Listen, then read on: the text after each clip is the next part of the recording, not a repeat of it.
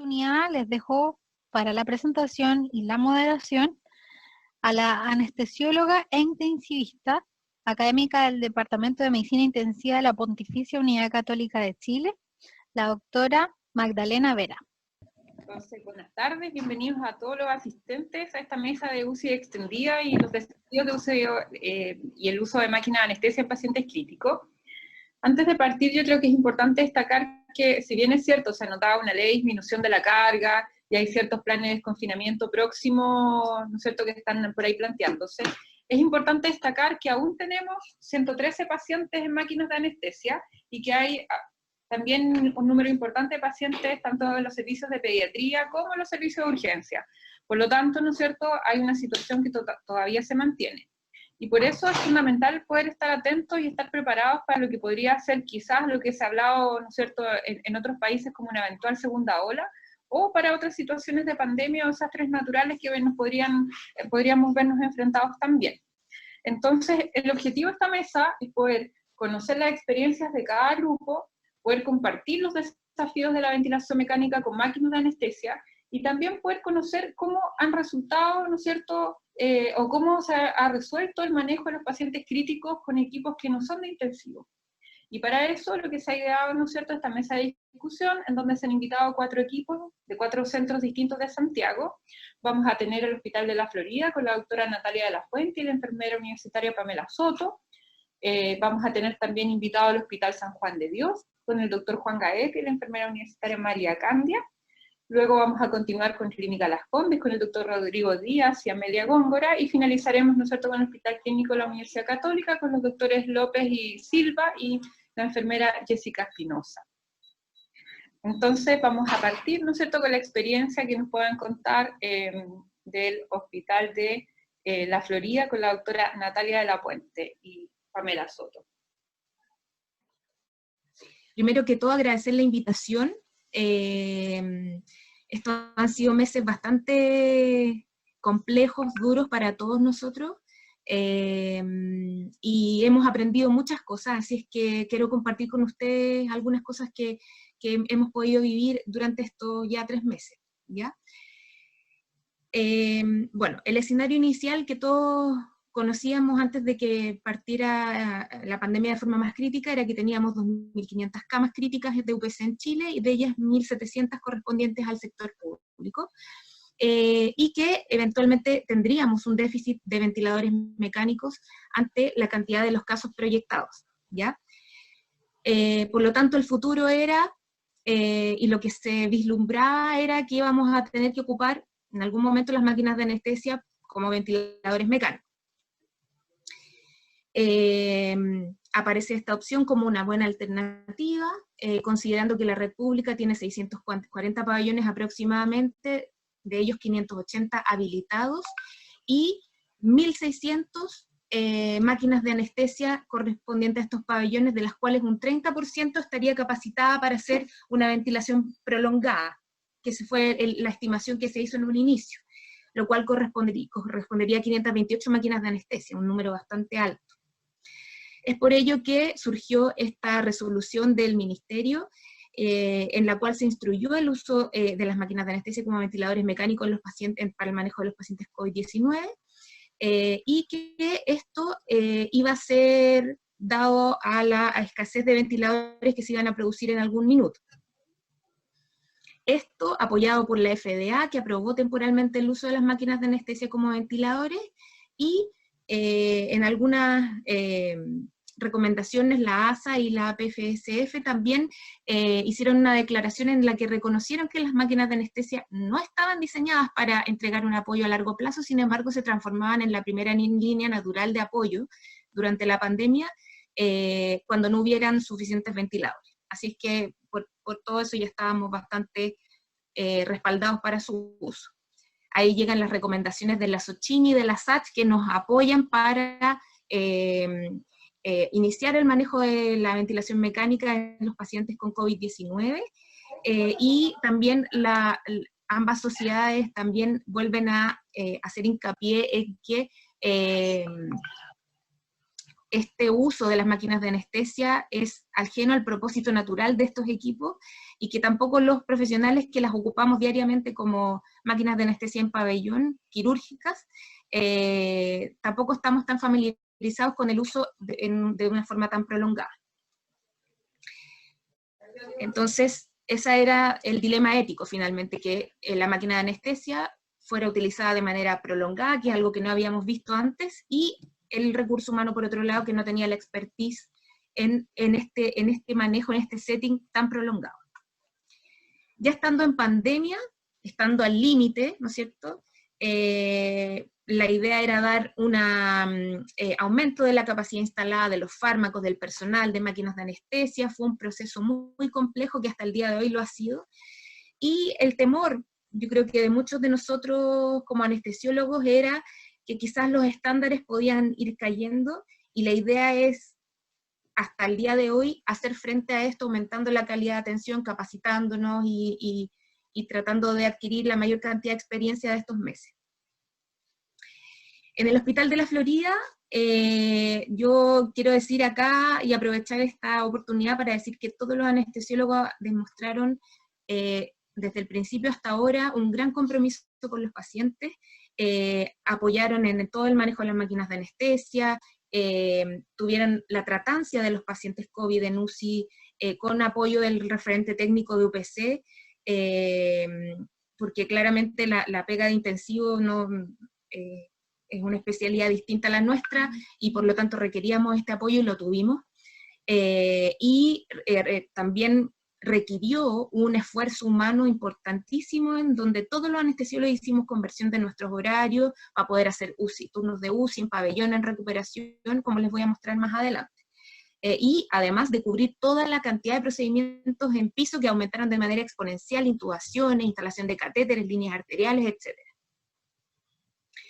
Entonces el servicio de anestesiología se empezó a capacitar en estrategias ventilatorias, recordar conceptos, gracias a la SOCHIM y la SACH, pero también había una angustia en el personal en el principio de la pandemia en relación al acceso a las EPP para protegernos a nosotros y también a nuestras familias. Y en ese sentido, también quiero destacar que nosotros como servicio de anestesia desarrollamos un protocolo que fue inicialmente enfocado en el manejo perioperatorio de los pacientes sospechosos confirmados en pabellón, pero que en el fondo está relacionado con el desarrollo de la categorización de las EPP para cada nivel de atención. Entonces definimos los niveles de protección 0 y 1, nivel 2 de protección y nivel 3 de protección, en el cual definíamos y especificábamos cuáles eran los distintos implementos que íbamos a tener que utilizar, checklist de instalación, de retiro, etc. Y ese fue un esfuerzo súper importante del servicio también. Ya tuvimos capacitaciones en pabellón, como pueden ver, estuvimos realizando, confeccionando EPP, ¿ya? Así que fue un esfuerzo bien grande. Y obviamente las intubaciones en piso también, que fueron todo un tema importante. Ahora, en relación a al funcionamiento de las máquinas de anestesia para la ventilación mecánica, este es un diagrama que mostró la doctora Vera en una de sus charlas al inicio, en abril de la pandemia, en la cual ella nos proponía una forma de trabajar para poder seleccionar a los pacientes que iban a estar conectados al ventilador mecánico, ¿ya? En el fondo, luego de haber agotado todas las instancias y habiendo camas insuficientes en la UCI, si el paciente no requería prono, lo ideal es que se pudiera ventilar con máquina de anestesia. Además de otras cosas, que por ejemplo tuviera una compliance normal, que tuviera PIP moderado, que no pidiera maniobras de reclutamiento, que tuviera ojalá una falla monoorgánica y que no tuviera requerimiento de terapia de reemplazo renal o hemofiltración. Sin embargo, nuestra idea era planificarnos, hacer una planificación estratégica, pero se nos vino encima la avalancha, y la verdad es que tuvimos que actuar sobre la marcha, y la planificación tan ordenada que pretendíamos en un principio no fue tal. Y entonces surgió el tema de, a nivel hospital, de reconvertir camas, y esto se hizo en etapas, ¿ya? Que se los voy a mostrar acá. El día 16 de mayo inicialmente nosotros teníamos la UCI 1 que contaba con 11 cupos, y el 16 de mayo esa UCI 1 pasó a 20 cupos. Todas las camas UTI se convirtieron en UCI. Luego de eso, la recuperación central post-anestésica aumentó a 8 los cupos de UCI. Desapareció la recuperación y quedaron 8 cupos de UCI COVID. Y la recuperación ambulatoria agregó 5 cupos más de pacientes no COVID. El día 29 de mayo se abre otra UCI, que es la UCI pediátrica, ¿ya? En la que se traslada a todos los pacientes al extrasistema, y esta UCI 4 que le llamamos tiene 12 cupos. En ese intertanto la UCI 1 aumenta totalmente su capacidad trasladando a los pacientes de UTI a piso, y el día 11 de junio la UCI 3, que era esta UCI que estaba en la recuperación ambulatoria, se traslada a pabellón, ¿ya? Con 14 cupos. Y todo esto nos da un total de 58 cupos de UCI en nuestro hospital, ¿ya? Lo cual es un número muy, muy importante. Si lo vemos en relación a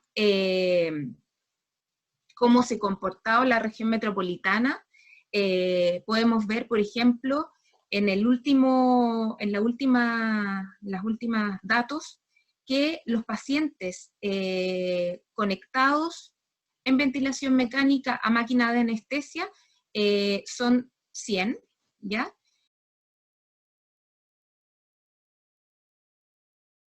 Esta es la tendencia que se ve desde mayo hasta julio en relación a la ocupación de camas. Vemos como por ahí por la quincena de junio ya ocurrió el pic, y vemos como ahora en estos últimos días ha disminuido considerablemente la ocupación de máquinas de anestesia, ¿ya?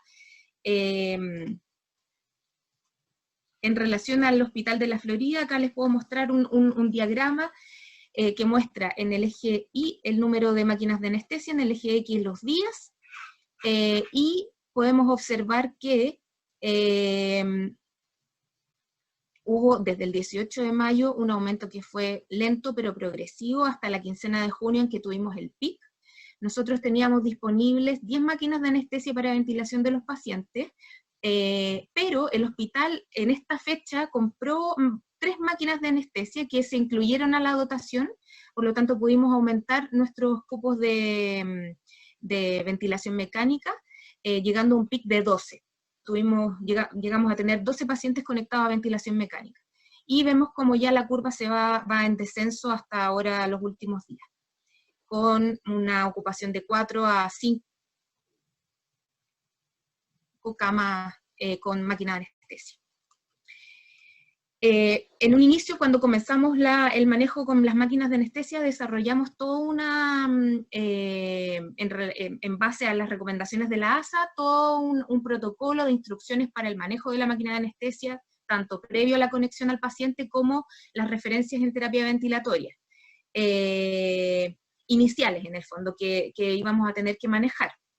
Junto con ello, el equipo de intensivo, ya liderado por el doctor Daniel Morales, que es el jefe técnico de la UPC, crearon un protocolo de ventilación mecánica en pacientes COVID, que nos ha sido de mucha utilidad porque nos ha dado las directrices para poder manejar a los pacientes desde el punto de vista ventilatorio y los requerimientos que ellos tienen, ¿ya?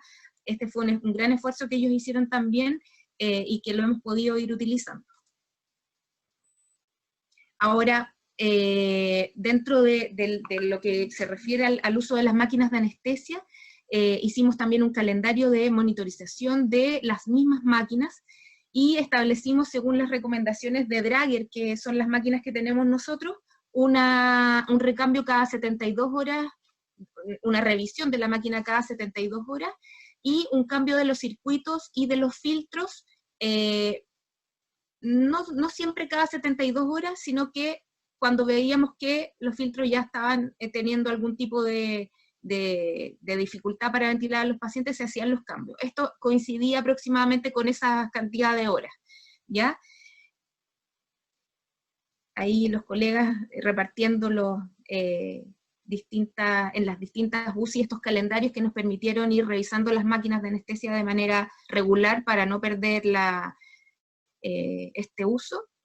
Y también basado en las recomendaciones de la ASA, hicimos un checklist para la desconexión programada de los pacientes en el caso de que tuviéramos que hacer la revisión de la máquina completa. Y esto se siguió en conjunto con los kinesiólogos y las enfermeras y pudimos hacerlo con éxito, ¿ya?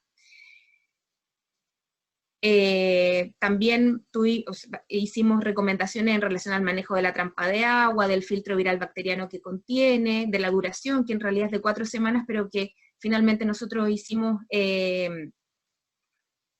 cambios. Si es que había un cambio de paciente, cambiábamos obviamente todo el circuito, todos los filtros y la trampa de agua. El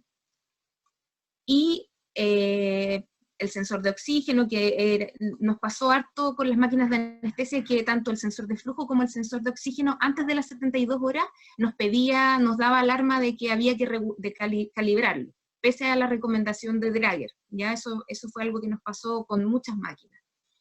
Y recomendaciones sobre la limpieza de las máquinas entre paciente y paciente. Acá les muestro un poco la UCI 2. Esta es la UCI que se instaló en la recuperación central, que tiene 8 cupos, ¿ya? Inicialmente la mayoría de los pacientes conectados con máquinas de anestesia. Y estos fueron los inicios de esta UCI 2. La verdad es que al ser un espacio abierto fue bastante complejo aislar a los pacientes. De hecho, incluso tuvimos en un inicio pacientes que estuvieron conectados, que de hecho ingresó un paciente no COVID a la sala, que era esta sala abierta de recuperación, que era COVID, y eso nos alarmó inmediatamente y sacamos a ese paciente rápidamente de ahí, porque esta es un área totalmente abierta, sin presión negativa, con una división hacia el área clínica que era un plástico solamente, y eso en realidad hace que la aerosolización de esta recuperación fuese muy alta. Se hicieron procedimientos también, y se han hecho y se siguen haciendo dentro de esta recuperación central, traqueostomías, etc. Y uno de los avances importantes que tuvimos fue, por parte del hospital, la instalación de las centrales de monitoreo, que fueron de bastante ayuda para nosotros, porque no las teníamos en la recuperación, y nos permitió también tener un mayor control de los pacientes.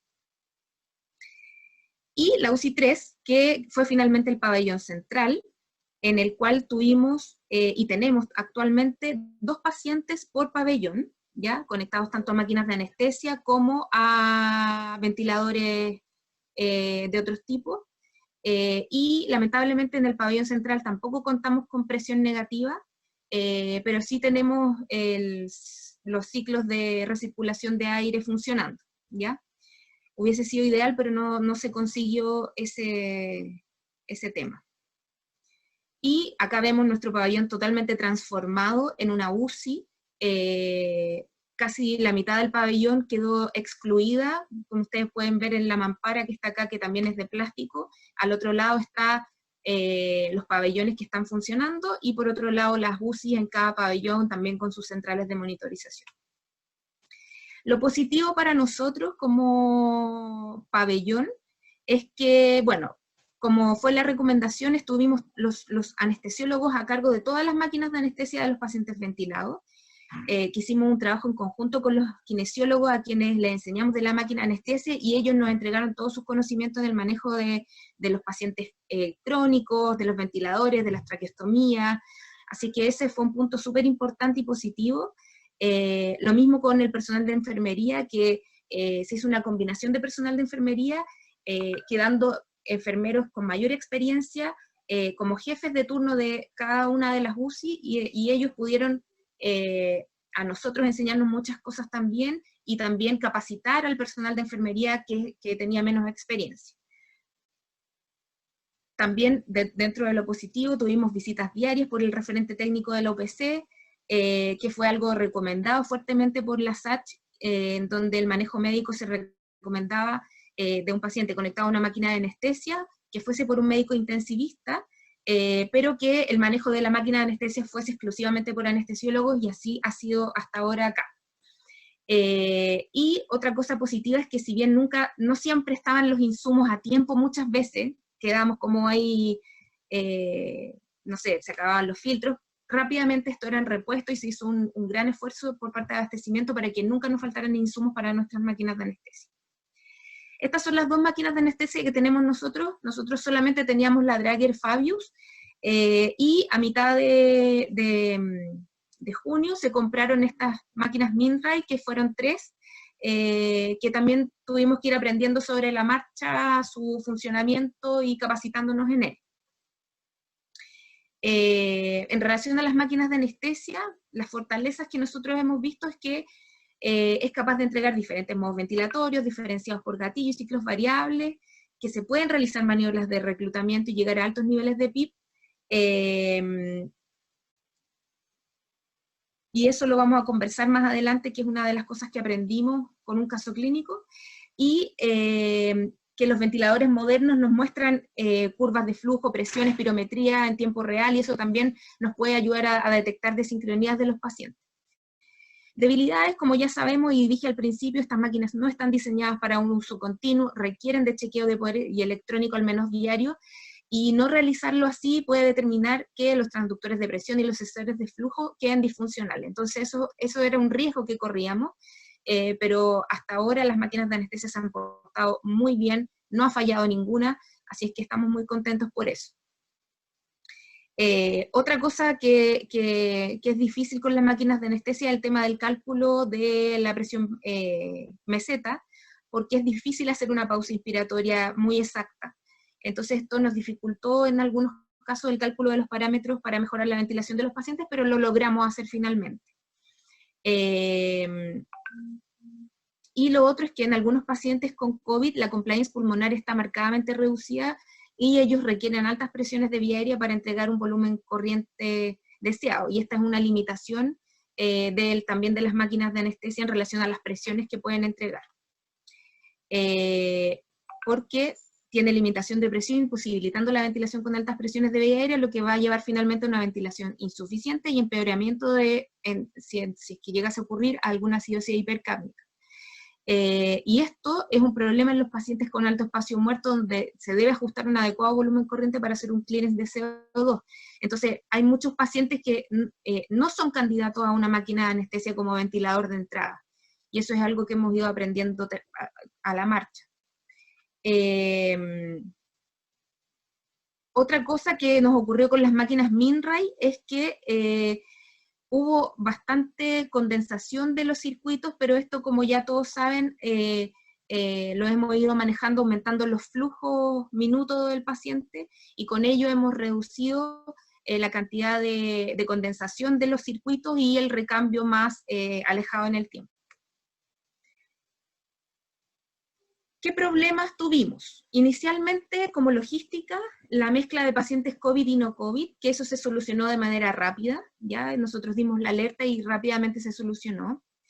Otro problema fueron las capacitaciones, que mucho del personal que llegó, porque se requirió mucho personal en el manejo de la OPC, tenía poca expertise. Y es por eso que una de las estrategias que fue bastante buena de enfermería fue mezclar al personal y poner al personal más de mayor experiencia repartido en todas las UCI. Otro tema importante para nosotros fue el tema de la derivación de los pacientes al extrasistema. Esto era una recomendación que estaba antes de comenzar con la ventilación mecánica de los pacientes con máquina de anestesia, pero que acá no se vio tanto, ya como en el resto de otros hospitales. No tengo el dato exacto, pero no hubo una derivación muy importante de pacientes al extrasistema, y es eso lo que explica la gran cantidad de pacientes que tenemos conectados a un ventilador en nuestras UCI.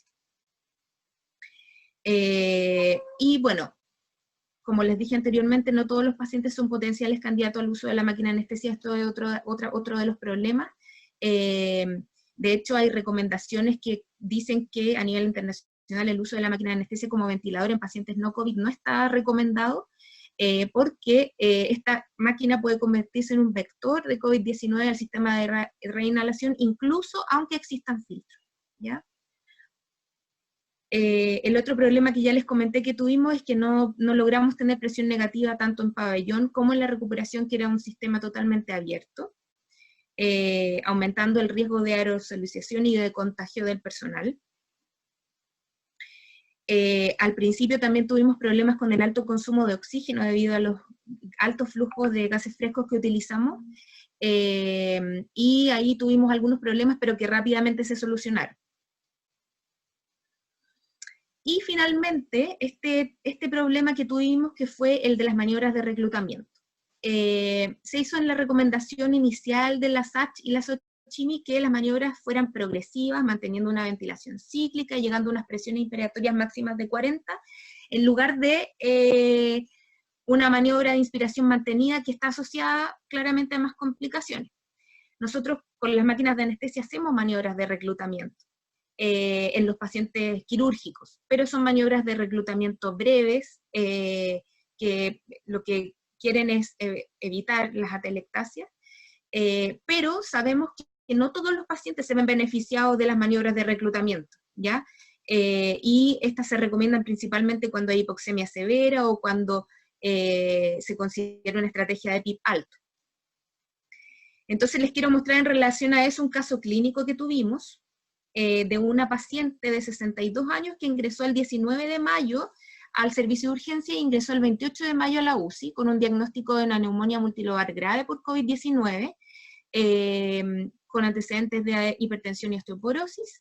Esta paciente ingresó grave, requiriendo, con un gran deterioro de su oxigenación, con PAFI de 140, 120, ingresó a la UCI con PAFI de 127, y requirió un ciclo de prono, ¿ya?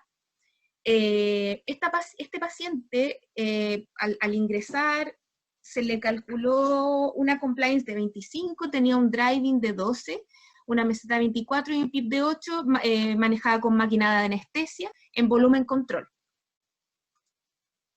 Y se describe que al haber un deterioro de la PAFI durante los días que ella llegó, posterior a los días que ella llegó acá a la UCI, Doctora, ¿sí? disculpe, tenemos 2 minutos, estamos en el tiempo, Sí. para poder dar la posibilidad de que todos los expositores realicen su presentación. Termino rapidito con este caso. Perfecto, muchas gracias. Lo que me interesa es contarles que se reclutó a este paciente por un deterioro en la PAFI, tuvo varias maniobras de reclutamiento con máquina de anestesia, y posteriormente lo que sucedió es que ella hizo un importante enfisema subcutáneo, ¿ya?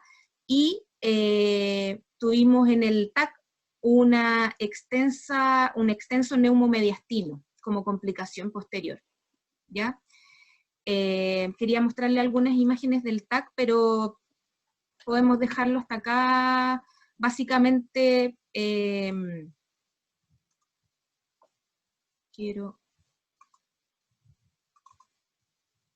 no puedo... No sé si se ve la pantalla bien. Sí. Se ve bien. Aquí.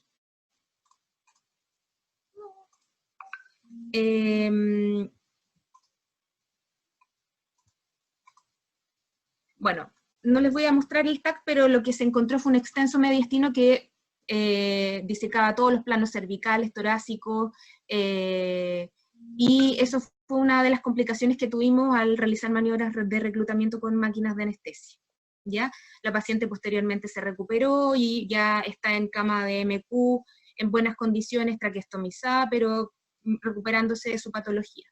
Entonces, como conclusión, una de las principales fortalezas de esta pandemia es que como sistema público reforzamos la capacidad hospitalaria con una gran cantidad de camas críticas, y eso se hizo en base a un enorme esfuerzo humano, tanto de anestesiólogos como personal de enfermería, kinesiólogos, y las capacitaciones que hemos recibido para entregar una mayor y mejor oferta de camas críticas a los pacientes con COVID-19. Muchas gracias. Muchas gracias, Natalia, por tu presentación.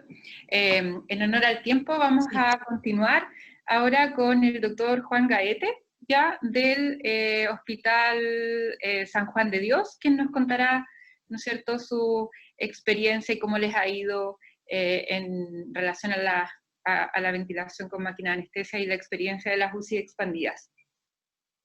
Hola, ¿se escucha? Se escucha bien, gracias. Ya. ¿Se ve la pantalla, cierto? Se ve de la pantalla. Ya. Bueno, muy buenas tardes, mi nombre es Juan Gaete, yo soy el jefe de la unidad de anestesia del Hospital San Juan de Dios, estoy aquí junto a María Candia, que es la enfermera encargada de los pabellones, ¿ya? Para contar cuál fue nuestra experiencia en esta pandemia con la reconversión de camas. Ya, como introducción, el San Juan tiene 20 pabellones, que están repartidos 12 en el pabellón central, que está acá en el 5º piso, en la torre principal, 6 pabellones en cirugía ambulatoria, que están en un 3er piso, que está en otro edificio, 2 pabellones que están en la maternidad en el 6º piso, y originalmente el San Juan tenía cubo para ventilar a 29 pacientes. Ya, desde que empezó la pandemia, incluso antes, la UPC de este hospital empezó un plan de reconversión que fue a poco, llegando en algún momento del pic de la pandemia, el San Juan a tener 95 ventilados. ¿Ya? ¿Cómo entramos nosotros? Nosotros entramos en la fecha del 16 de mayo, con el pabellón central habiendo 4 cupos, ocupamos los pabellones, ¿ya? Ocupamos nuestras máquinas de TCA Tracker Fayus, ¿ya? Y consideramos tener nuestros propios anestesistas se hicieron cargo. El estándar que ocupamos fue un anestesista para 4 pacientes, apoyados por un enfermero y TENS que iba a estar por cada 2 pacientes. Este personal se reconvirtió de gente que era de pabellón, ¿ya? Iba a ser manejado también con una visita médica en la mañana por los médicos de la OPC, que iban a discutir los casos con los anestesiólogos y dejar las indicaciones para el día de estudios. En un primer momento teníamos un kinesiólogo en horario hábil y después quedaba de llamada, y nosotros teníamos un anestesiólogo, que es la doctora Javiera Gasmuri, que trabajaba en la UCI y la UTUEL, que se ofreció a poder ayudarnos, entonces reconvertimos su horario y ella nos ayudaba en las mañanas principalmente también a discutir indicaciones y ver nuestras falencias y qué cosas podíamos corregir en nuestro camino. ¿Ya? Bueno, la pandemia siguió su curso y el 24 de mayo nosotros aumentamos 4 cupos más, llegando a 8. Y se mantiene el estándar de cuidado profesional que teníamos previo, un anestesista por cada 4 pacientes, enfermera y TENS por cada 2 pacientes, y se nos colocó un kinesiólogo ya en 4º turno. ¿Ya? Y el 7 de junio aumentamos finalmente a los 12 cupos, que fue lo que es el máximo al cual llegamos. También en ese momento ingresa personal, principalmente enfermeras que tenían experiencia en UPC de otros sectores, a ayudarnos con nuestros pacientes, y esto tuvo que, para lograr esto, los pabellones de urgencia tuvieron que ser trasladados a la unidad de cirugía ambulatoria. Ahí se ve nuestro gráfico que muestra que empezamos con 4, 8, generalmente nos mantuvimos entre 11 y 12, ¿ya? Hasta el 6 de julio. ¿Ya? Tuvimos 41 pacientes hospitalizados en el periodo. Nosotros no se hizo una distinción entre si recibíamos COVID o no COVID. Generalmente las UPC oficiales recibieron a los COVID. El hospital, generalmente, el espacio que dejó para ventilados no COVID fuimos nosotros más la unidad coronaria. ¿Ya? De estos 41 pacientes, 20 fueron por causa respiratoria. Y durante todo este periodo tuvimos 5 fallecidos, 2 de los cuales fueron directamente por un tema del COVID, los otros 2 fueron de otra causa. Entonces, en todo este periodo, ¿qué dificultades tuvimos? Primero, que los anestesiólogos, enfermeras, teníamos poca experiencia en todo lo que era el manejo intensivo, no tan solo en la parte clínica, sino también en la administrativa, el tema del papeleo. También, dado esa inexperiencia que teníamos, tuvimos muchos, al principio, en las primeras semanas, errores en la administración de fármacos y programación de bombas. Había que estar constantemente revisándolo. También, con el tema de los recambios de posición, tuvimos también en las primeras semanas varios casos de extubaciones accidentales, que tuvimos la suerte de que fueron manejados prontamente, evitando mayores complicaciones. ¿Ya? Bueno, era lo otro también. Como ocupamos pabellón, tenía una buena infraestructura física, ya que nuestras áreas de enfermería administrativas eran muy mezcladas. Y también hacía difícil el monitoreo remoto y la vigilancia de nuestros pacientes. Nosotros en algún momento les hicimos la solicitud al hospital de que nos pudiera colocar monitores de vigilancia remota, pero no fue factible y tuvimos que siempre estar vigilando en forma personal cada una de las salas. Y sobre problemas con las máquinas de anestesia, en realidad no tuvimos más grandes problemas. El que tuvimos, que se nos presentó, fue con los capnógrafos, que tras cierto tiempo empezaban a fallar, que lo consultamos con Dragher y decía que era un problema que se daba con la monitorización continua. Bueno, ¿qué enseñanza nos dejó este ciclo? Fue que si se vuelve a repetir, ojalá fuera con equipos mixtos, que viniera gente del intensivo a ver estos pacientes, que mezclara con enfermeras, los kines, incluso ojalá si alguno de los pacientes fuera un intensivista para lograr un mejor manejo, ¿ya? Cachamos que el apoyo de kinesiólogo, nutricionista, fonoaudiólogo y terapeuta ocupacional es fundamental. Al principio nosotros, como les dije, teníamos kinesiólogo en horario solamente hábil, pero después nos dimos cuenta que era fundamental tenerlo en todo horario porque ayudaba mucho con el manejo, cambios de posición, el tema del Wii. Y lo importante es seguir capacitándonos, porque no solo capacitarse en esta pandemia, sino siempre estar capacitado porque esto puede volver a ocurrir. Eso fue la experiencia de nuestro hospital. Muchas gracias, Juan, por la experiencia. Vamos a dejar las preguntas para el final. Ok, entonces vamos a partir con la experiencia del hospital clínico. Mi nombre es Jessica Espinosa, soy la enfermera de intensivo que está ahora en pabellón. Y hay que contarles un poco cómo estuvimos nosotros. Va a participar también el doctor Rodrigo López, que va a presentar una parte, y también el doctor Sebastián Silva. Bueno, nosotros en el hospital clínico, ¿no es cierto?, en este contexto de esta pandemia, tuvimos que aumentar la capacidad de camas iniciales de intensivo, ya de 32 camas iniciales que contamos nosotros acá, a 75 en total, ya incluyendo en esas 75 una unidad no COVID y el resto de unidades y de camas disponibles como para pacientes COVID, ¿ya? Esto obviamente planteó un desafío súper importante en relación, ¿no es cierto?, a la conformación de equipos y también de infraestructura clínica para poder soportar, ¿no es cierto?, esta demanda, ¿ya? Así que ya el 25 de mayo nosotros tuvimos que abrir, ¿no es cierto?, el pabellón cardiovascular, que es uno de los pabellones con los que contamos acá en el hospital, ya como una OPC extendida con uso de máquinas de anestesia, ¿no es cierto?, para poder otorgar ventilación mecánica prolongada para pacientes COVID. Ya nuestra unidad está contando con 8 camas, ya, exclusivamente para pacientes con COVID.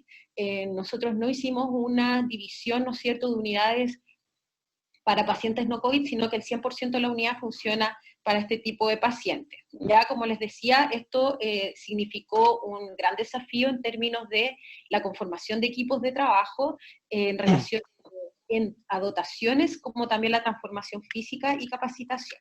Ahora, ¿cómo lo hicimos? Nuestra estrategia, obviamente en un primer momento fue en el fondo asegurar el equipamiento e insumos clínicos, que en definitiva siempre tuviéramos disponibilidad de todos los equipos necesarios y los insumos. De hecho, tuvimos que crear, ¿no es cierto?, una especie de bodega periférica en el pabellón, ya, para poder, en el fondo, asegurar que no nos faltara nada. Ya también con formación de equipos clínicos, que en definitiva contamos con auxiliares de apoyo, técnicos en enfermería, enfermeros, kinesiólogos que fueron han sido muy relevantes, así que más adelante Sebastián nos va a contar un poco al respecto, y enfermeros también, y médicos anestesistas. En relación al equipo de enfermería como tal, nosotros lo que hicimos fue contar con una enfermera de intensivo por turno, que fue el jefe de turno, ¿ya? Y además una enfermera como apoyo técnico en horario diurno, ¿ya? Que es el rol que yo estoy cumpliendo actualmente en la unidad, ¿ya? Y una vez conformados los equipos, también una constante capacitación y apoyo técnico de intensivo. Obviamente esto representaba grandes desafíos, era un equipo nuevo, ya en que el equipo se conformaba por personas que venían de pabellón, esterilización, recuperación, anestesistas, ¿ya? Y unos poquitos que éramos los de intensivo, ¿ya? La planta física, que también nos representó varios desafíos. No tenemos central de monitorización fuera de las unidades, ¿ya? Por lo tanto, también eso es un desafío importante para lo que estamos acostumbrados a estar constantemente mirando a los pacientes, ¿no es cierto? Sobre todo cuando están en una situación de bastante gravedad, ¿ya?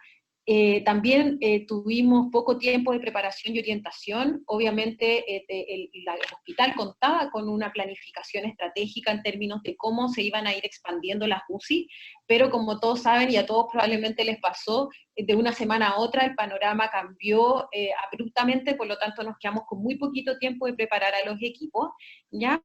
Y el tipo de pacientes extremadamente graves que en otro contexto no hubiésemos jamás pensado que estarían fuera de las UCI, ¿ya? Y como les digo, este contexto que fue de una semana a otra cambió rápidamente y nos obligó a actuar bastante rápido. Ahora, ¿eso cómo lo manejamos? Estableciendo roles y responsabilidades claves, ya, y bien definidas en términos de lo que iba a ser responsabilidad y rol del equipo de enfermería y el rol del kinesiólogo y del anestesista, ya, definición clara de objetivos de cuidado y manejo de los pacientes también, apoyo técnico de nosotros como equipo de intensivo, visitas de enfermería diarias, donde yo, que era como yo cumplía un rol como enfermera de continuidad, de apoyo técnico, todos los días estaba evaluando cómo iban evolucionando los pacientes en conjunto con el equipo de anestesia y también con los intensivistas. Creación y adecuación de las guías de cuidado que ya teníamos en la institución, creación de nuevas guías, tips y protocolos súper definidos de cómo íbamos a actuar, ¿no es cierto? Y para que también los enfermeros pudieran tener, ¿no es cierto?, claridad de cuál era nuestro rol y cómo hacer cada procedimiento, ¿ya? Y muy importante fue y ha sido la continuidad y la permanencia del equipo, ¿ya? Nosotros, por suerte, hemos sido súper rigurosos en términos de las EPP, de las medidas de prevención, por lo tanto, hemos tenido hasta el momento pocas bajas dentro del equipo, por lo tanto, eso nos ha permitido tener una continuidad, conocernos, poder conformar equipos, poder cohesionarnos como equipo, ¿ya? Y también lo mismo con el equipo de anestesia, entonces eso la verdad es que nos ha ayudado y nos ha permitido tener bastante buenos resultados, que los va a mostrar ahora el doctor Rodrigo López. Hola, buenas tardes. Para empezar a comentar los resultados bien brevemente, dame la siguiente. Hasta la fecha del 25 de mayo hasta ahora, nosotros hemos atendido a 42 pacientes COVID en nuestra unidad. Si consideramos que el Hospital de la Católica ha atendido 406 pacientes, podemos decir que somos responsables del cuidado del 10% de los pacientes, que para este tipo de unidades constituye un número bastante importante. Hasta la fecha hemos tenido solo 2 pacientes que han fallecido en la unidad, por lo que tenemos una mortalidad del 4.7% solamente. Dame la siguiente. Ahí tenemos el flujo de pacientes, el total de los 42 que hemos atendido. 15, o sea el 36%, ingresaron desde la UCI de nuestro hospital, de alguna manera descongestionando el sistema cuando estaba muy congestionado. Nosotros fuimos capaces de absorber esta sobredemanda. De estos 15 pacientes, 4 después retornaron a la UPC de nuestro hospital, y 11, por una mejor evolución, fueron derivadas a una unidad de menor complejidad. Así que sí fuimos capaces de seguir el manejo normal. De los 27 pacientes, el 64 que ingresó desde la urgencia o desde otro hospital, el 13 pacientes, o sea el 30%, evolucionaron favorablemente y fueron trasladados a una unidad de menor complejidad. Tenemos 5 que siguen en nuestro servicio. Tenemos en este momento 2 pacientes más en el servicio que vinieron desde nuestra propia UCI. Ahí están los 2 pacientes fallecidos, el 4.7, y 7 pacientes de los que llegaron de urgencia o de otro hospital fueron derivados a la UCI de nuestro hospital. 2 que resultaron ser COVID negativos, así que fueron derivados a la UCI para estos pacientes, y 5 fueron derivados a la UCI COVID de nuestro hospital, 2 de ellos porque necesitaban terapia de reemplazo renal, y 2 de nuestros pabellones no tenían la posibilidad de dializar pacientes, así que ellos tuvieron que ser bajados. A partir de esa fecha hicieron algunos cambios, y ahora podemos dializar, y hemos dializado 2 pacientes en nuestros pabellones.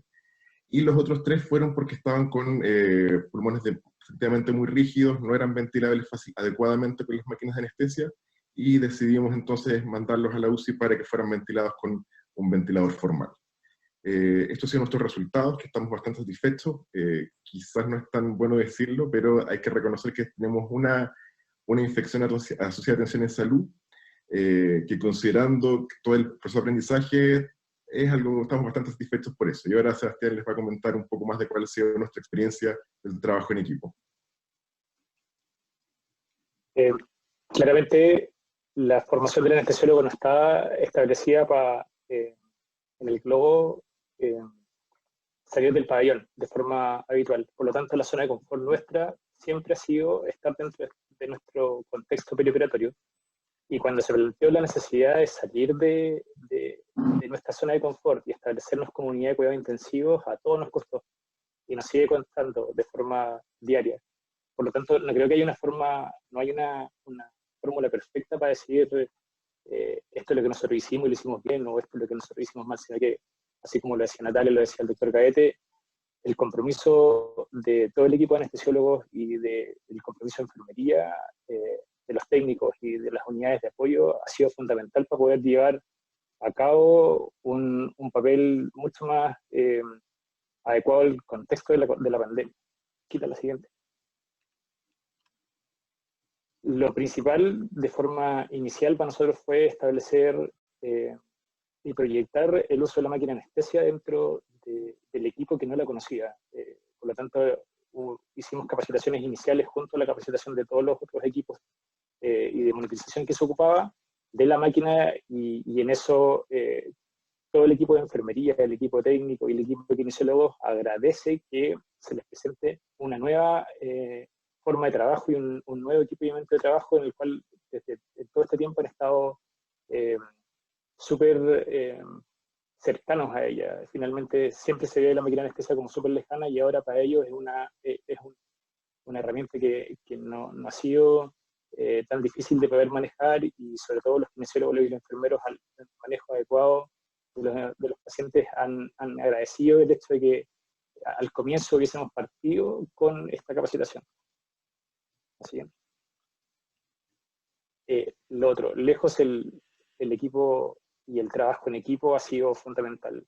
Tener la experiencia de la gente que nos acompañó de intensivo, tener, no sé si a los que conocen al doctor Bujeo, que estaba dentro de algunos días dentro de nuestra rotación, tener el apoyo de los kinesiólogos de intensivo, tener el apoyo de la nutricionista, de los terapeutas ocupacionales, de los fonoaudiólogos, ha sido súper importante, y yo creo que esa es una de las experiencias grandes que se puede proyectar en el hecho de poder mantener o de extrapolar nuestra experiencia a la otra unidad. El hecho de que en el continente ideal uno pudiese formar equipos de trabajo multidisciplinarios y que sean todos participativos dentro de esta unidad nueva como de pabellón, hace que los resultados vayan de verdad siendo cada vez mejores. Siguiente. Lo otro también para nosotros ha sido fundamental definir que hay un setén de pacientes que finalmente desde el comienzo o durante la estadía no pueden ser ventilados con máquina de anestesia.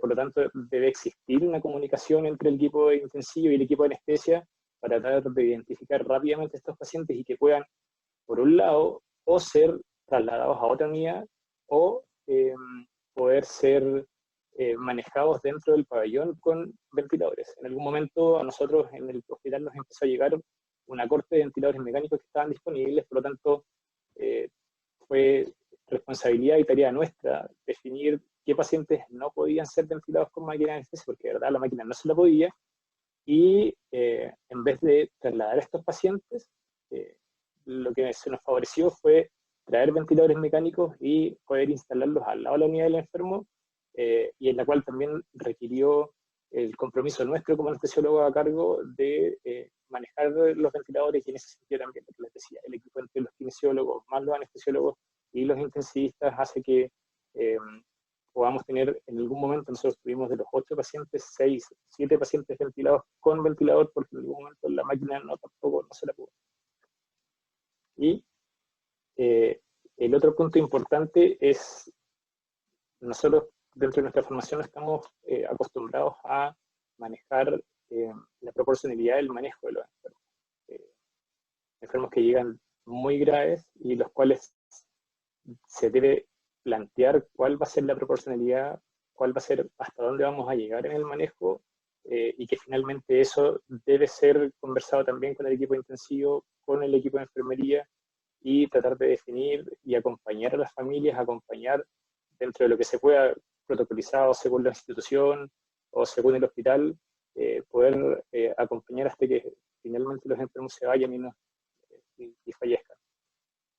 Y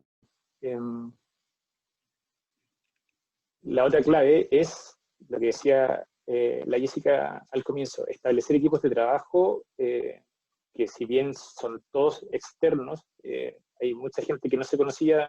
Nosotros dentro del equipo teníamos personal de esterilización, personal de pabellón y personal de intensivo, que al corto andar se establecieron equipos de trabajo con una ganancia súper importante desde el punto de vista humano, y que eso finalmente lleva a que el trabajo se vaya haciendo mucho más ameno, porque finalmente el mismo tema de la reconversión de los horarios dentro de los horarios, sobre todo de los anestesiólogos, el que uno pueda contar con un grupo constante de residentes para hacer mucho más llevadero el trabajo y que los enfermos sean más conocidos y por lo tanto tener un seguimiento mucho más adecuado de los enfermos hace que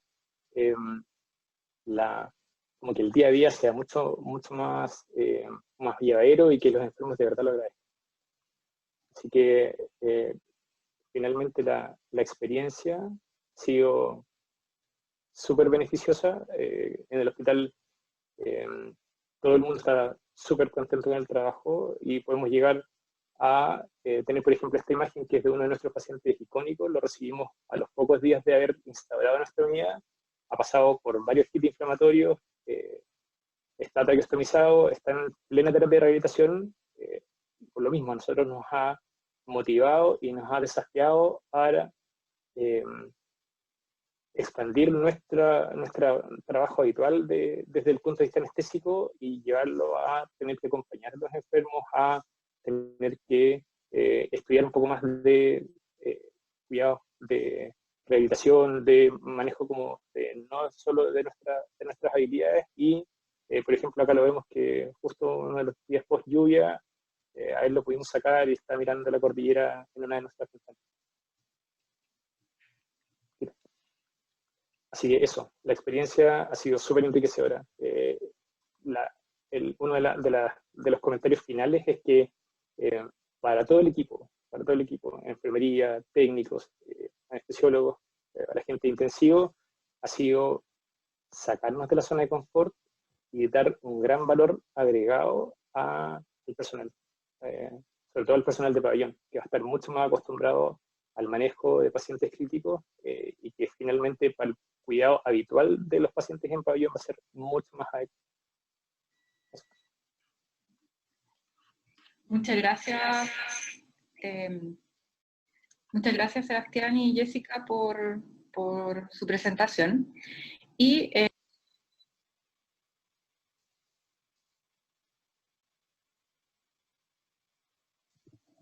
doctora, no la escuchamos, ahora sí. Muchas gracias entonces por su presentación, y ahora continuaremos con el doctor Rodrigo Díaz, de Clínica Las Condes, que nos contará, ¿no es cierto?, su experiencia en relación a las UCI expandidas.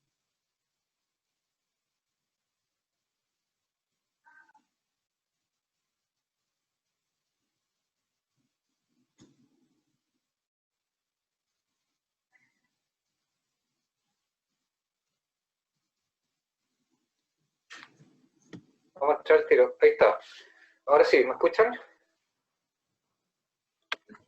¿Se escucha bien, doctor? Ya, perfecto. Vamos a partir y vamos a tratar de compensar un poco el tiempo. Bien corto. Tenemos básicamente una unidad que estaba planificada en un comienzo para 14 enfermos. Finalmente se replanificó para 24 pacientes. Se cumplimos un proceso de preparación muy similar al que han discutido en las presentaciones previas. Digamos. La verdad es que es bastante interesante ver la similitud de los procesos. Lo único distinto, creo, es el número, el N que finalmente tuvimos que abordar, dado que las exigencias que que nos había planteado el crecimiento anterior de los intensivos nos hizo tener que crecer más allá de lo que nosotros habíamos presupuestado en un comienzo. Entonces, pasamos por esta etapa de planificación, implementación, no vamos a meter mucho en esto en realidad, más bien quiero que revisemos brevemente las fotos de lo que fuimos haciendo, digamos. Estas son las preparaciones, hay una integración entre el equipo de anestesia y el de intensivo. Siempre hemos contado con el apoyo de intensivo en las visitas técnicas y en la continuidad de los procesos. También súper corto en el sentido de que las máquinas de anestesia tienen sus propias dificultades, esto también lo expusieron previamente, y una de las dificultades más comunes, y por eso quise presentar esta foto, es la disfunción de la válvula exhalatoria, de la emisión de flujo exhalatorio con ese pequeño device que ven usted ahí, que hace que el PIP sea inefectivo en los pacientes que están en ventilación o compresión de soporte. Y ha sido un dolor de cabeza hasta que nos dimos cuenta que era esta tontera nomás, que bastaba simplemente con abrir la válvula respiratoria y volver a acomodarla. Obviamente no a mano pelada como ven ahí, digamos en la foto, pero es bastante simple de arreglar y el paciente recupera la ventilación que estábamos deseando. Hasta antes de eso simplemente cambiamos la máquina completa, era bastante engorroso. También mencionarles que no todos nuestros pacientes fueron ventilados finalmente con máquina de anestesia, tuvimos que utilizar, y tenemos todavía que utilizar, ventiladores convencionales, dado que algunos pacientes son muy obesos, otros tienen muy baja compliance, siendo esas las dos principales indicaciones. En mi hipercapnia muy marcada, se hace difícil manejar con máquina de anestesia, dado que los humidificadores aumentan el espacio muerto, los humidificadores pasivos, no así el humidificador activo, que hace que podamos acortar el espacio muerto de la vía aérea. Ven que estamos en la fase de planificación, ahí estamos, nuestras enfermeras docentes están preparando a su vez a las enfermeras de recuperación y de pabellón para enfrentar qué variables tienen que medir de manera horaria. Y así también de manera extendida a través de todos los servicios críticos y pabellón nos fuimos informando de los distintos protocolos que ustedes también deben haber vivido, cambiaban prácticamente todos los días, tanto los protocolos de EPP como los de los cuidados de los enfermos, y hasta ahora seguimos modificándolos con cosas tan simples como las dosis o modos en que entregamos esteroides a los pacientes. La implementación de la planta física, como decíamos, son 24 camas, y para eso incorporamos dos sectores de pabellón, uno la recuperación central, que es la que están viendo ahí, y el antiguo pabellón de Clínica Las Condes, que estaba cerrado, que se ve a la derecha hay una muralla, justamente ahí había un sector de pabellones antiguo que también se utilizó para poder completar las 24 camas, y ese es el sector de pabellones antiguo. La verdad es que funcionó bastante bien y fue por donde comenzamos a instalar nuestros pacientes. Esa es la planta física ya adecuada para recibirlos, y la verdad es que en los pocos días, esto fue bastante rápido, el reinicio de la actividad, digamos, así que no tuvimos muchos días para poder implementarlo y ya partir con los pacientes. Afortunadamente la preparación previa ayudó bastante. ¿Quieres hablar tú? Amelia, va a seguir. Hola, mi nombre es Amelia Góngora, soy la enfermera que estoy a cargo de esta conversión de camas. Como decía el doctor Díaz, bueno, tuvimos que convertir 24 camas, tuvimos que tomar personal tanto de pabellón central, recuperación y hemodinamia, y así pudimos hacer una formación de todo este personal en 15 días y poder hacer la implementación de las camas en cuanto a EPP, en cuanto a la máquina de anestesia, monitores, computadores, radio de comunicación, todo. Tuvimos que trabajar con equipos médicos, mantención, y todos recibimos apoyo para poder implementar estas 24 camas. Como ahí ven, las camas se fueron armando una a una. En cuanto a la capacitación que se hizo 15 días antes, fueron a tanto los médicos anestesistas, al personal de enfermería, al personal administrativo. Se creó un boletín con protocolo que nos apoyaron mucho las enfermeras docentes con el equipo de CPC, y estrategia de entrenamiento en EPP, equipos médicos de las áreas críticas. Ahí está nuestro personal ya partiendo con los primeros pacientes. Nuestros doctores también se les hizo capacitación en cuanto a ficha clínica para el manejo de los pacientes hospitalizados. Bueno, las enfermeras con los anestesistas trabajando en equipo. Nuestra experiencia aquí ha sido un trabajo en equipo arduo. En todo el personal se hace en las mañanas un briefing donde compartimos, vemos todas las necesidades del día a día en cuanto a nuestros equipos, monitores, pacientes, movilización de pacientes, traslados, ingresos, todo se va evaluando día a día por turno. También se tuvo que implementar una bodega de insumos en cuanto para tener todo lo que es materiales para los pacientes críticos. El funcionamiento, bueno, el equipo de los residentes, nos apoyaron mucho, tenemos 4 enfermeros que son jefes técnicos, kinesiólogos, nutricionistas, químicos farmacéuticos, y todos nos han apoyado para el funcionamiento de esta área crítica. Todo es el funcionamiento diario, día a día. Ese es nuestro pabellón central, que tenemos los pacientes hospitalizados. Hemos tenido aquí procedimientos como instalación a ECMO, se hacen traqueostomías percutáneas, fibrobronco, de todo tenemos en cuanto a procedimientos. Todo es nuestra experiencia con las máquinas de anestesia, se trabaja mucho, se discuten los casos, tanto con los médicos de CPC, los anestesistas, enfermeras, técnicos, los químicos farmacéuticos, día a día, cada paciente se pasa visita y se hace esta evaluación y se planea para todo el día. Los enfermeros docentes que vienen a apoyarnos, y acá el doctor Díaz nos va a informar un poco la ocupación. Súper cortito. Aquí ustedes ven la evolución de las máquinas de anestesia utilizadas en nuestra unidad, y el gap que existe ahí son ventiladores mecánicos. Es decir, el día 8 de junio, que tenemos 8 máquinas de anestesia ocupadas, ese día teníamos 12 ventiladores mecánicos en funcionamiento. En general estamos con una ocupación entre 20 y 24 pacientes por día, pero las máquinas de anestesia se adecuan según la gravedad de los pacientes y tratamos de usar los pacientes menos graves. Finalmente, bueno, nuestros resultados, como yo les decía, lo que sacamos en conclusión, siempre apoyados, trabajo en equipo, se crean lazos entre todos los equipos de médicos, enfermeras, equipos en general. Están las entregas de turno. Este fue nuestra primera canulación de ECMO, un paciente que estaba en la recuperación. Estuvimos 24 horas y después fue trasladado a un intensivo. Se discuten los casos día a día y se va evaluando también kinesiólogo, apoyo de poder hacer una terapia de rehabilitación. Los lazos se han unido mucho. Bueno, aquí nuestro doctor Díaz partió antes del COVID y ahora lo tenemos en la foto anterior, antigua. Eso sería todo. Nuestra experiencia fue muy, muy buena hasta el momento de los lazos que hemos logrado tener en el equipo. muchas gracias. Gracias. Bueno, muchas gracias a todos por sus presentaciones, ¿no es cierto? Y felicitaciones a todos también por el tremendo trabajo que han realizado, ¿no es cierto? Y el tremendo esfuerzo y ayuda que se ha logrado, y que probablemente no es solo lo que hemos visto acá, sino que es lo que se está viviendo a nivel nacional. Tenemos algunas preguntas por acá que quisiera que me ayudaran a responder de la audiencia.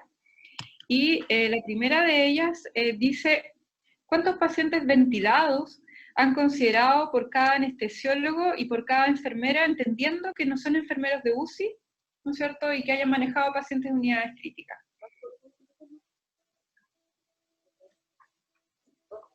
Sí, claro, por favor. Bueno, nosotros tenemos para 24 camas, tenemos 4 residentes médicos. Las enfermeras toman 2 pacientes y los técnicos también están tomando 2 pacientes. Esa es nuestra relación de paciente y personal.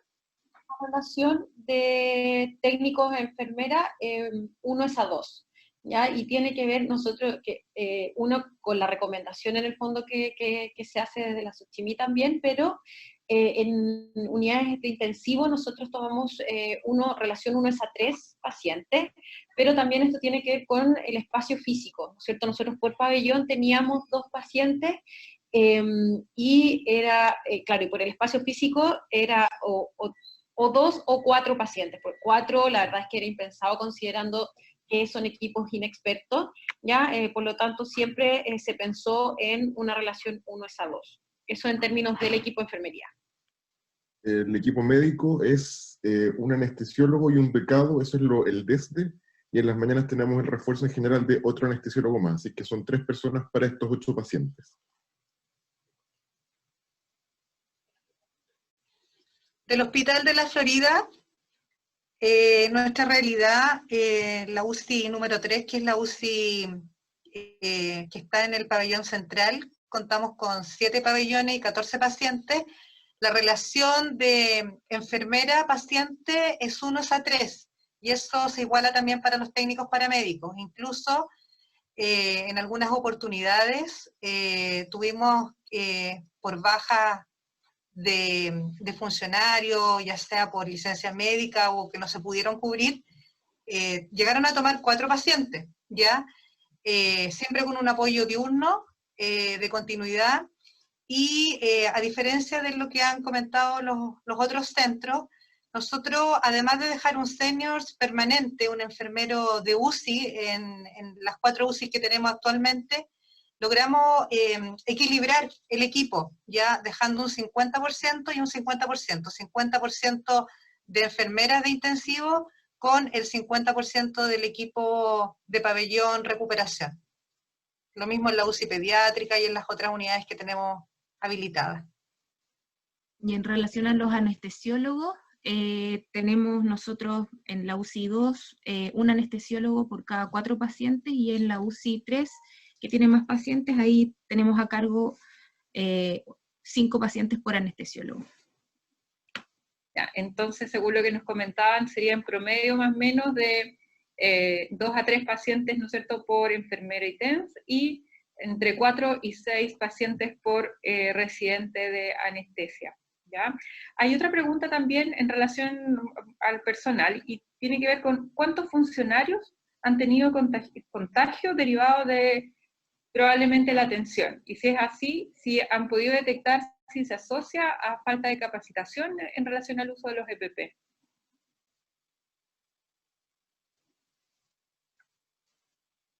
¿Alguien tendrá algún dato que nos pueda ayudar con eso?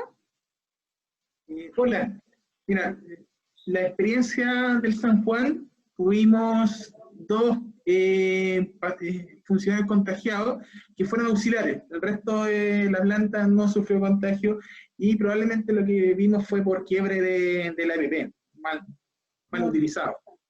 Ya.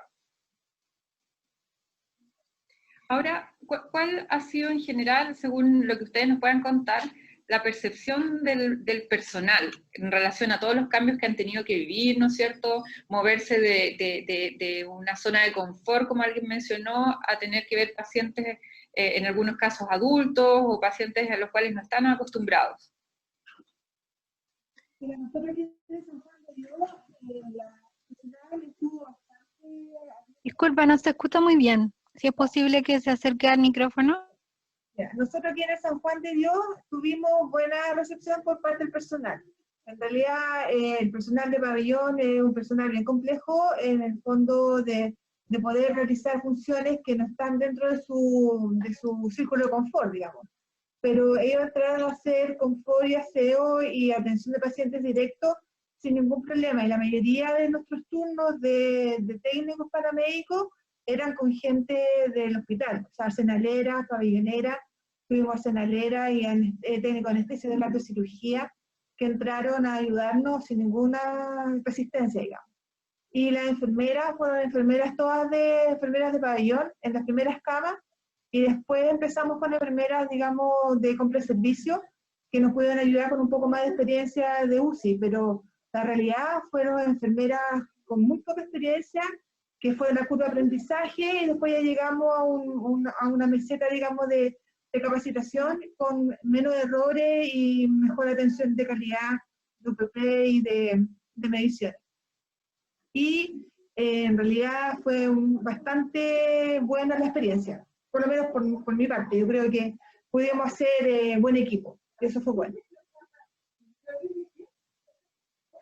Hola, una observación. Nosotros particularmente vivimos el proceso de partir con solamente gente de pabellón, pero a los pocos días nos dimos cuenta de que necesitábamos el apoyo de la enfermería de CPC, o sea, de intensivo, y fue súper bueno combinarlo, digamos. Creemos que no habría sido posible sin el apoyo técnico de la gente de intensivo, particularmente desde el punto de vista de enfermería. También contarles que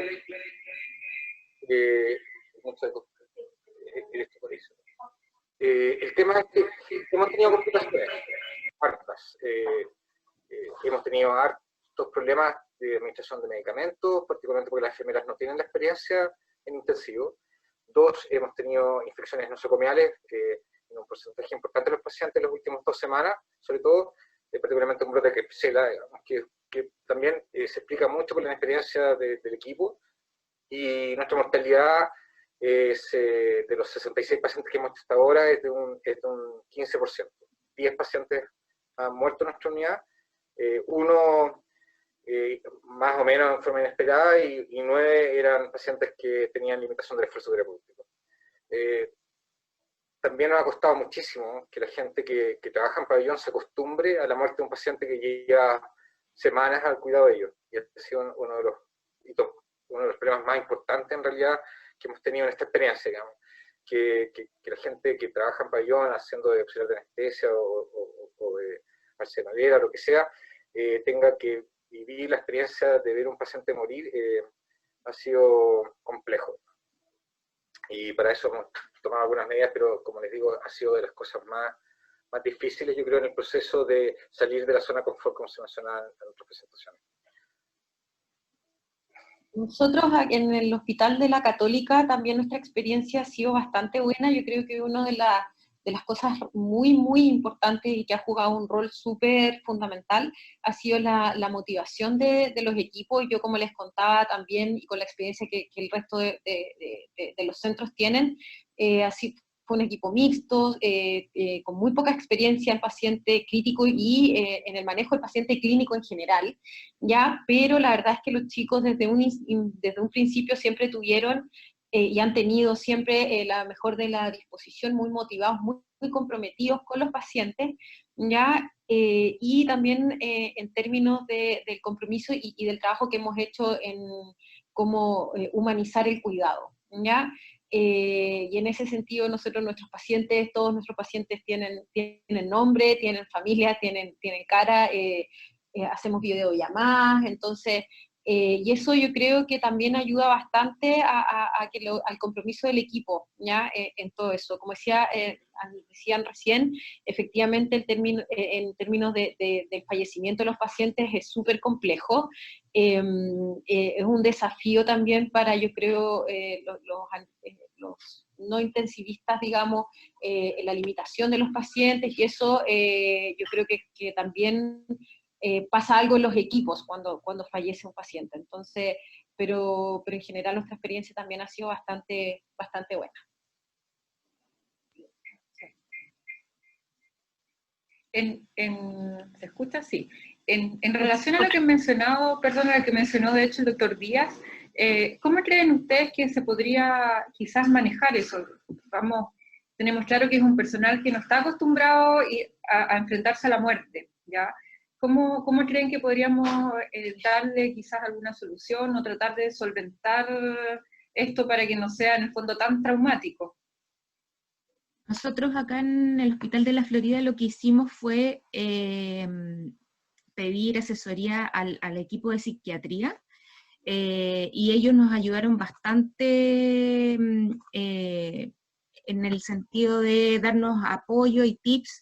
Hicimos una conferencia con la jefa de psiquiatría, y ella nos dio varios tips de cómo dar la información, porque también no es solo el problema de la muerte, sino que también el cómo damos la información y las expectativas que generamos en los pacientes al dar la información. Entonces, Además, como íbamos cambiando y rotando un día un residente, un día otro, a veces algunos son más optimistas que otros, entonces entregar una información lo más homogénea posible también se nos hizo complejo.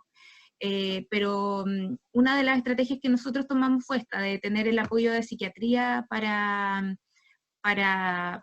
darnos tips en cómo enfrentarnos a los familiares de los pacientes y darles la noticia de la muerte, que yo, a juicio personal, ha sido una de las cosas más complejas de estar de trabajar en la UCI.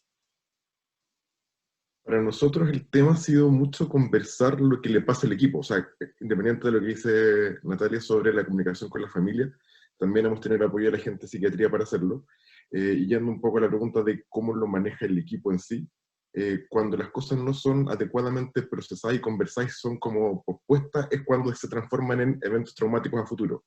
Por eso es tan importante irlo procesando y que la narrativa del evento sea parte de la narrativa de la persona. Así que después de cada muerte lo que hacemos es que lo conversamos en el equipo, como somos más o menos estables y nosotros tenemos la suerte de ser más estables los anestesistas que estamos en las unidades, entonces somos los mismos los que estamos con la misma gente. Lo vamos a ir conversando, nos damos cuenta cuando alguien está un poco más afectado, lo conversamos separadamente. Y yo creo que también el hecho de ir viendo cómo se conversa con las familias, uno el que conversa ya, el pronóstico es incierto, el siguiente empieza a hablar sobre la limitación, que a lo mejor tiene momento de parar, el siguiente ya llama a las familias para que se vengan a despedir, hace que sea, por decirlo de una manera un poco más orgánica, nosotros vemos todos en conjunto la respuesta de la familia, lo que mencionó la enfermera hace poco, que le costó mucho entenderlo, pero también le dio mucha paz ver que los familiares estaban agradecidos y tranquilos. Decían, el hecho de que me haya podido despedir de él, nos agradecía mucho eso.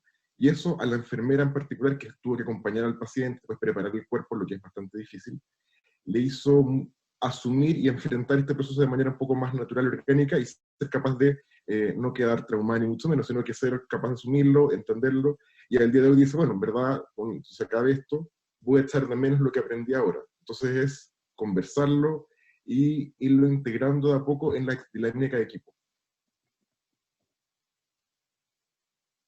Doctora, por favor, active su micrófono. Muy bien, entonces vamos a continuar con la siguiente pregunta.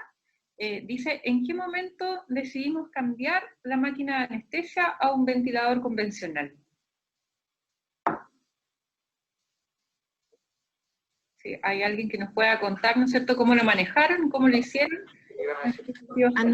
A nosotros nos pasó puntualmente con los pacientes traqueostomizados, que tuvimos dificultad al pasarlos y estaban ya seguían con máquina de anestesia, al pasarlos a soporte, sentíamos que la máquina muchas veces no se la podía y el paciente terminaba peleando más con el ventilador, y ahí nos dimos cuenta, porque nos pasó a varios, optamos con los kine por cambiarlo a un ventilador más liviano, y eso hizo que los pacientes se adaptaran mucho mejor.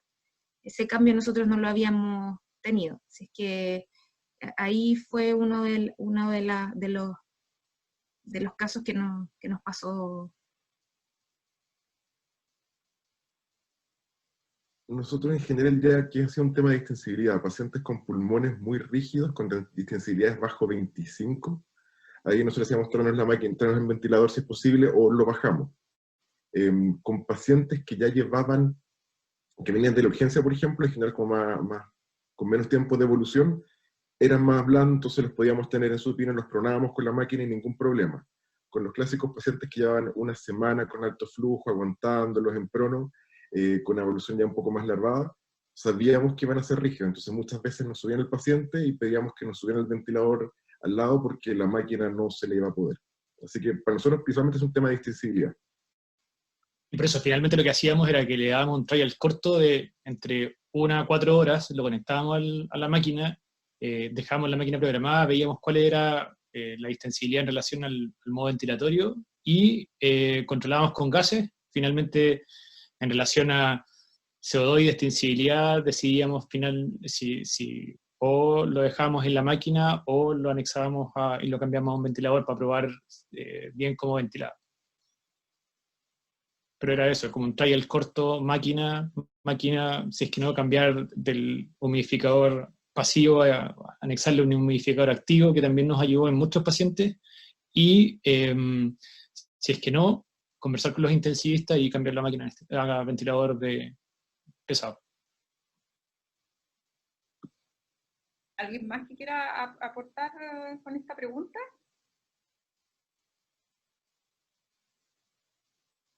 Yo creo que más o menos se responde. Yo creo que la gran mayoría de los casos, la principal causa por la cual tuvimos que mover un paciente fue precisamente una dificultad, ¿no es cierto?, en pacientes que tienen unos pulmones más bien duros, ¿no es cierto?, difíciles de ventilar y precisamente para no producir más daño, ¿ya?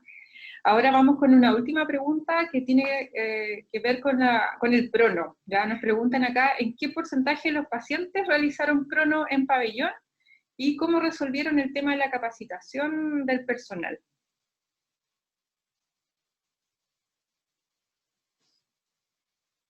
En el pabellón de la Católica, los 42 pacientes, yo creo que más del 90% fueron pronados dentro del pabellón. De forma inicial lo que se estableció era que el equipo de enfermería, que era la enfermera jefa, la enfermera de UCI, junto con el anestesiólogo tomaban a cargo el rol de la pronosupinación y de los cambios de posición. Entre ellos también hubo varios accidentes, hubo algunas extubaciones, hubo complicaciones con los tubos, complicaciones con el sistema de fijación de los tubos, pero finalmente con la práctica se fue modelando. Ya después de algunos días todo el resto del equipo tomó una conducta súper proactiva y los resultados de verdad fueron súper favorables. De todos los pacientes que hemos pronado, los accidentes que tuvimos fueron en las primeras 2 semanas, si es que, y después ya de todos los que se han pronado, hay veces que uno ni siquiera se da cuenta que los habían cambiado de posición, versus otros lugares en donde no han tenido el apoyo de personal de intensivo y sí tiene que estar el responsable o el residente a cargo de forma continua y constante, viendo y supervisando los cambios de posición. Yo creo que eso es como lo que marca más de forma inicial como el éxito, el hecho de como de programar una capacitación y que haya un enfermero o el médico que sea más capacitado que pueda comandar esta acción de forma inicial y después que cada uno agarre su rumbo. En particular, nosotros tenemos más del 90% de los pacientes pronados porque justamente la indicación de entrada al intensivo, en este caso a la recuperación intensiva, es pacientes que se descompensan y que tienen PAFI bajo 170, ese es nuestro criterio para pronar. Otros usan 150, digamos, pero todos tienen bajo esa PAFI en general, así que prácticamente todos cumplen al menos un ciclo de prono prácticamente entrando a la unidad. Afortunadamente, como les contaba, hemos tenido un montón de complicaciones de todo tipo, pero extrañamente no hemos tenido complicaciones en el prono. Yo creo un poco porque en general tratamos de hacerlo entre 4 y 5 personas, digamos. El TENS, la enfermera, el kinesiólogo y el anestesista de turno. Y eso ayuda bastante, creo yo. Afortunadamente, como les decía, hasta ahora no hemos tenido problemas con el prono y ha sido una herramienta fantástica para la evolución de los enfermos, creo yo también. Eso.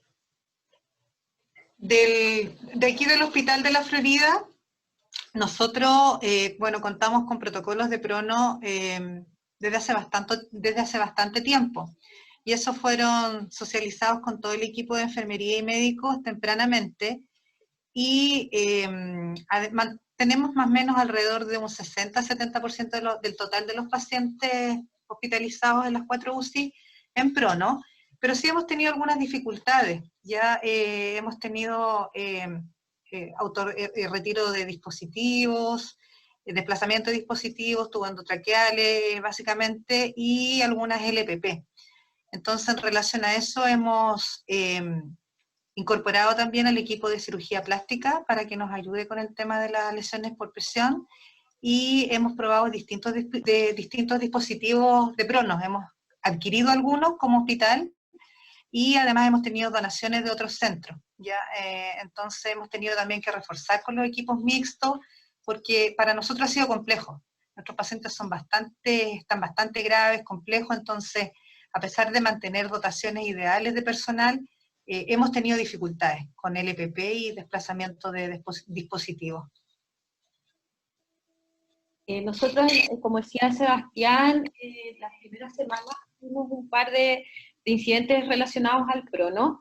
Afortunadamente no tuvieron impacto en los pacientes, se actuó de manera rápida, pero también la institución nos apoyó, el equipo de educadoras, con capacitaciones continuas al equipo, además del apoyo de nosotros, del equipo de enfermeros de intensivo, que era, como yo les decía, uno por turno, más yo que estaba de diurno en el fondo, apoyando siempre en todos los cambios de posición de los pacientes, de la maniobra de pronación, de supinación, ¿ya?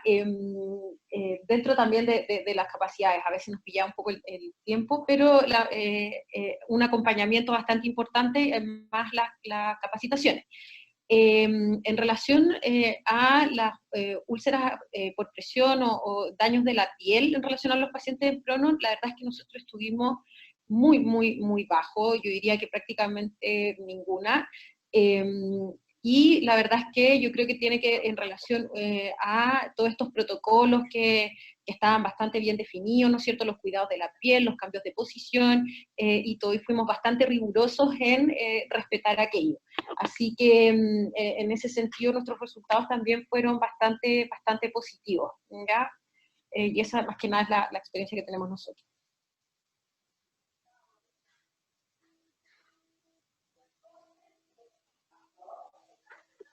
Bueno, yo creo que en honor al tiempo vamos a ir finalizando la actividad de hoy día. Nuevamente yo creo que es muy importante agradecer, ¿no es cierto?, la generosidad que han tenido todos los equipos de contar sus experiencias, de contar cómo les ha ido, de contar cómo lo han hecho y poder compartir, ¿no es cierto? Yo creo que eso es importante porque la medida que otros centros también sepan que vamos a estar enfrentados a complicaciones, ¿no es cierto?, va a ser mucho más fácil poder abordarlas también y poder manejarlas adecuadamente.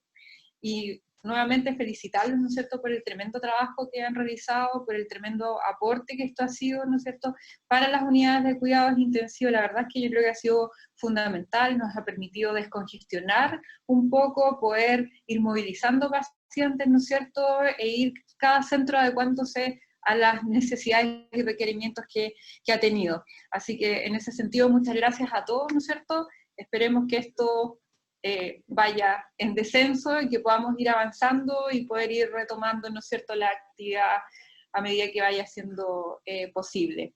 Les recuerdo entonces que todos estos videos van a quedar grabados, ¿no es cierto?, y van a estar disponibles posteriormente en la página de la Xochimilco. Muchas gracias a todos por su asistencia y por su colaboración.